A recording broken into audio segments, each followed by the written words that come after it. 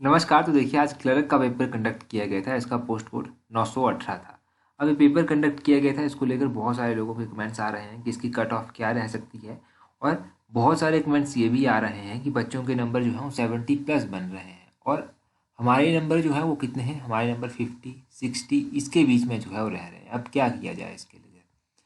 अब देखिए, ये सच्चाई है कि देखिए अब पोस्टें जो है बहुत कम हैं। लगेंगे तो जनरल की एक पोस्ट थी तो जनरल का एक ही बच्चा लगेगा। ऐसा तो है नहीं कि जनरल के दो बच्चों को यहाँ पर एडजस्ट किया जाएगा।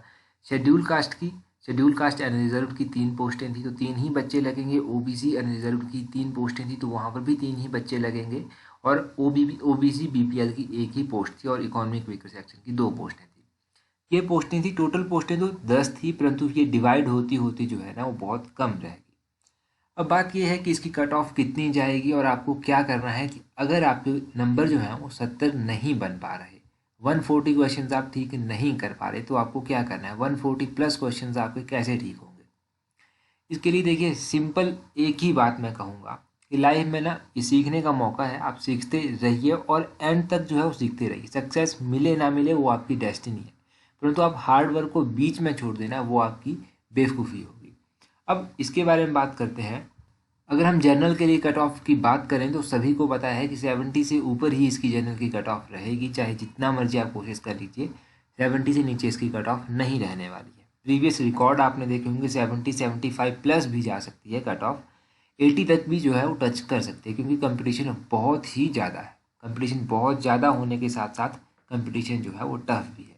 अब आपके 70+ नंबर जो है वो कैसे आएंगे, 70+ क्वेश्चंस जो हैं आप कैसे ठीक करेंगे, 140+ क्वेश्चंस कैसे ठीक करेंगे। इसके लिए देखो, सिंपल फार्मूला मैं आपको बताता हूँ कि जो किताब आपने पढ़ी है ना उसी को रेगुलरली पढ़िए, उसी को रिवाइज कीजिए और प्रीवियस ईयर के पेपर्स देखिए कि उनमें क्या पूछा गया है और आपको कहाँ पर कमी रह रही है।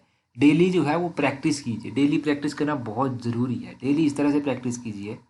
अब देखिए, ये टाइम जो है ना ये बहुत जोश का टाइम होता है। बहुत सारे बच्चे क्या करते हैं कि अभी उनका पेपर नहीं होगा, परंतु अगले पेपर के लिए वो तैयारी करेंगे। उससे पहले जो है वो चीज़ें परचेज़ कर लेंगे। जैसे कोई टेस्ट सीरीज जो है वो परचेज़ कर लेंगे, कोई कोर्स जो है वो परचेज़ कर लेंगे। उसमें परचेज़ करने में कोई बुराई नहीं है, परंतु आपके पास जो प्रीवियस पेपर्स पड़े हुए हैं ना, पहले उनको पढ़िए। इस टाइम जो है प्रीवियस पेपर्स आपकी बहुत हेल्प करने वाले हैं। अब इसका मतलब ये नहीं कि आप मैसेज करने लग जाएं कि हमें प्रीवियस पेपर जो है वो चाहिए। आपने अभी तक जो जो पेपर दिया है ना उस पेपर को बस पढ़िए। किसी से आपको पेपर मांगने की ज़रूरत नहीं है, किसी के पास आपको पेपर देखने की ज़रूरत नहीं है। अगर आपने पिछला क्लर्क का पेपर दिया था तो उसको देखिए, अगर आपने पिछला कंप्यूटर ऑपरेटर का पेपर दिया था उसको देखिए, जूनियर ऑफिस असिस्टेंट का पेपर दिया था उसको देखिए, और देखिए कि आपकी कमियां कहाँ पर रह रही है, कहाँ पर आपके क्वेश्चन जो हैं वो गलत हो रहे हैं। वैसे देखिए, धीरे धीरे आप इम्प्रूव करेंगे। कहते हैं ना कि बूंद बूंद से जो है वो घड़ा भरता है। तो ऐसा नहीं कि अभी आप देखेंगे तो अगला एग्ज़ाम जो होगा उसमें आप 140 स्कोर कर सकते हैं। बहुत कम चांसेस हैं कि आप 140 से ऊपर क्वेश्चन वहाँ पर ठीक कर देंगे। अगर अभी आप 100+ क्वेश्चन ठीक कर रहे हैं और अगर आप 120 क्वेश्चन अभी ठीक कर रहे हैं तो बहुत कम चांसेस बन जाते हैं। अगर आप अभी 100+ क्वेश्चन ठीक कर रहे हैं तो हो सकता है कि पेपर थोड़ा सा टफ आए, आप 100 से नीचे चले जाएँ। हो सकता है पेपर आसान आए, आप 120 तक पहुँच जाएँ। इसमें आपको एक कंसिस्टेंसी रखनी है। आपको जो है वो चीज़ों को रेगुलरली जो है वो पढ़ना है। अभी जो आने वाला साल है, यानी कि अभी तो 2021 चला है, परंतु 2022 जो है वो बहुत ही ज़्यादा क्रूशियल रहने वाला है। एक और बात आप याद रखिएगा कि 2022 में जो है वो बहुत सारी पोस्टें जो हैं वो निकाली जाएंगी। अभी निकलना स्टार्ट हो गई हैं पोस्टें किसी ना किसी फील्ड में, और 2022 में जो है बहुत सारे एग्ज़ाम होंगे, बहुत सारी नौकरियां लगेंगी। अब इसके लिए अगर आपने अभी से तैयारी स्टार्ट करना शुरू किया है तो बीच में मत छोड़िएगा। उसको जो है वो कॉन्स्टेंटली करते रहिएगा और दिन रात एक लगा के करिएगा। आपने देखा होगा कि जब एलाइड सर्विस का एग्ज़ाम हुआ था ना पीछे, तो कितनी पोस्टें थी, बहुत सारी पोस्टें निकाली गई थी। उसके बाद एक साल जो था वो पोस्टें नहीं निकाली गई। वही सिनेरियो जो है यहाँ पर आपको देखने को मिलेगा। अभी जूनियर ऑफिस असिस्टेंट की बहुत सारी पोस्टें निकाल रही हैं, बल्क में पोस्टें निकल रही हैं, 1000 निकल रही हैं, 600 निकल रही हैं, 200 निकल रही हैं, 100 निकल रही हैं। आने वाला टाइम ये भी होगा कि जूनियर ऑफिस असिस्टेंट की 2, 4, 5, 10 पोस्टें जो है निकला करेंगी। अब उसके बाद आप डिवाइड देख लीजिए, कैटेगरी वाइज कैसे डिवाइड हो जाता है और कहाँ पर जाकर स्टैंड करना पड़ता है। तो आने वाला साल जो है वो बहुत ज़्यादा क्रूशियल्स है। आपको डीमोटिवेट होने की ज़रूरत नहीं है, सभी के साथ ऐसा होता है। आपके पास जो जो मटेरियल अभी पड़ा है ना बस उसी को रिवाइज कीजिए। आपको कहीं भी जाने की ज़रूरत नहीं है, क्योंकि हर मोड़ पर ना आपको लोग मूर्ख बनाने वाले भी मिल जाएंगे, आपको सिखाने वाले भी मिल जाएंगे। जो आपको मूर्ख बना रहा है उससे भी सीखिए और जो आपको सिखा रहा है उससे भी सीखिए। परंतु फ़र्क इतना है कि जो आपको मूर्ख बना रहा है आप ये सीखिए कि अगली बार आपको मूर्ख नहीं बनना है, और जो आपको सिखा रहा है वहाँ से आप सीखिए कि आपको आगे और भी ज़्यादा सीखना है। और आपके अंदर जो है सेल्फ मोटिवेशन होनी चाहिए, किसी और को जो है आपकी हेल्प नहीं करना पड़े।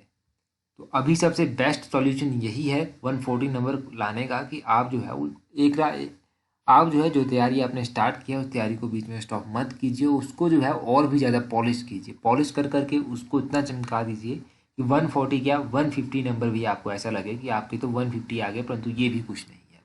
आप 175 में से जो है 160 क्वेश्चन भी ठीक कर सकते हैं, आपको ये लगना चाहिए। इसका इसका एक ही सॉल्यूशन है कि आप प्रैक्टिस कीजिए। अगर आप 3 साल से तैयारी कर रहे हैं तब भी, अगर आप 4 साल से तैयारी कर रहे हैं, 5 साल से तैयारी कर रहे हैं तब भी, सीखते रहिए, क्योंकि सीख कर ही जो है आप आगे बढ़ेंगे। अदरवाइज अगर आप ये सोचेंगे कि पेपर से 1 हफ्ता 2 हफ्ता 3 हफ्ता पहले पढ़ेंगे, तब ये पॉसिबल नहीं है।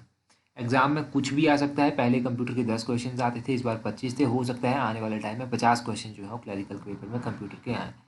तो इसीलिए हर एक सिचुएशन में हर एक सब्जेक्ट को लेकर आपको रेडी रहना है। तो यही था मेन मोटिव कि किस तरह से जो है आपको खुद को प्रिपेयर करना है। खुद को अच्छे से प्रिपेयर कीजिए। At the end of day जो है आपको सक्सेस ज़रूर मिलेगी, यहाँ नहीं तो कहीं और सक्सेस ज़रूर मिलेगी, परंतु आपकी ऑनेस्टी जो है आपके साथ हमेशा होनी चाहिए। Thank you.